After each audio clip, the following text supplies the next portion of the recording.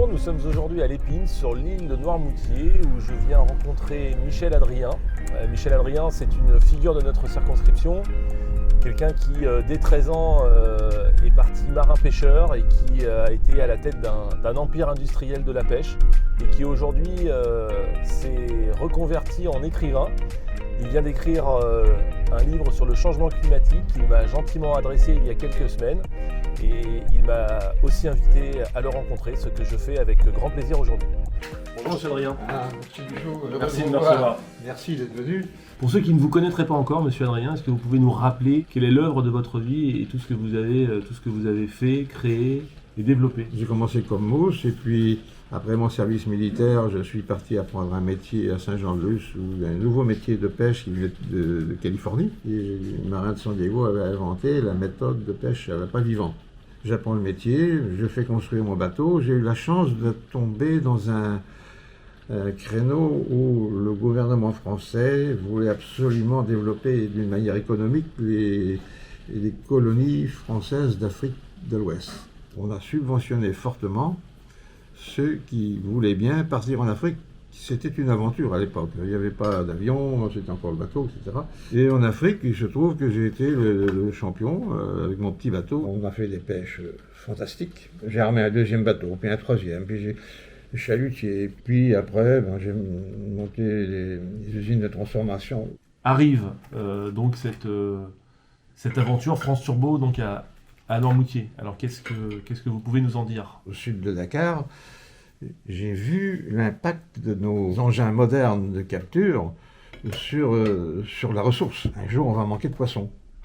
Et comme les chasseurs-cueilleurs sont devenus agriculteurs, puis éleveurs, eh bien, on s'est dit on va faire pareil pour la pêche. Un jour, il faudra élever des poissons. Mais là, j'étais pris pour un fou, et puis je voulais faire quelque chose dans mon village. Donc j'ai monté une entreprise d'aquaculture qui s'appelle France Turbo, qui a été précurseur en France sur la reproduction des poissons.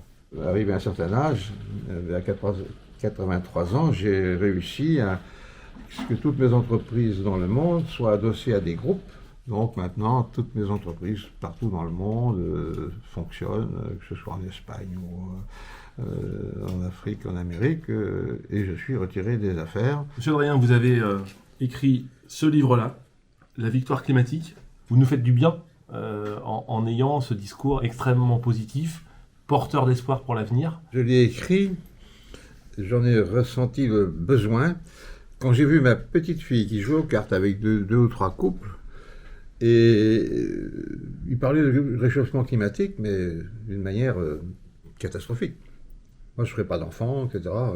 Et là, personnellement, je suis de très près des progrès qui se font. Je n'invente rien dans mon livre, je ne fais que faire une synthèse de toutes les informations qui sont arrivées très récemment, fin de l'année 2020, qui concrétisent tout ce que je pensais. Et en les réunissant, j'arrive à la conclusion, mais alors j'en suis sûr, que nous allons vaincre le réchauffement climatique. Le grand basculement, c'est fin de l'année dernière, où les énergies renouvelables, solaires comme éoliens marins, ont un prix de revient de l'électricité inférieur à celui du nucléaire et du marché. Et ce n'est qu'un début, parce que on ne peut faire que des progrès. L'éolien marin progressera encore. Pour le solaire, c'est la même chose. Pour une fois, l'économie et l'écologie vont tirer la charrette dans le même sens. Nous aurons notre autonomie énergétique totale avant 2050. En tous les cas, Monsieur Adrien, moi je voulais vraiment vous féliciter et vous remercier chaleureusement parce que vous faites avec ce très beau livre, œuvre de pédagogie. Bravo, merci. Et que du positif pour ce changement climatique qui, comme vous l'avez dit, on va réussir à le vaincre.